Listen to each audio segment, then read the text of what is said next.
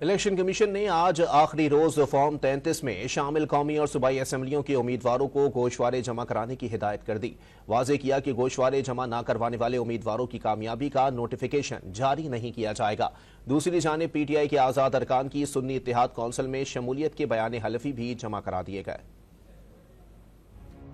قومی اور صوبائی اسمبلیوں کی مخصوص نشستوں کے لیے گوشوارے جمع کرانے کا آخری روز۔ الیکشن کمیشن نے فارم 33 میں شامل قومی اور صوبائی اسمبلیوں کے امیدواروں کو گوشوارے جمع کرانے کی ہدایت کر دی۔ واضح کیا کہ گوشوارے جمع نہ کرانے والے امیدواروں کی کامیابی کا نوٹیفیکیشن جاری نہیں کیا جائے گا۔ دوسری جانب سنی اتحاد کونسل نے مزید 9 منتخب آزاد اراکین قومی اسمبلی کے پارٹی میں شمولیت کے بیان حلفی الیکشن کمیشن میں جمع کرا دیے۔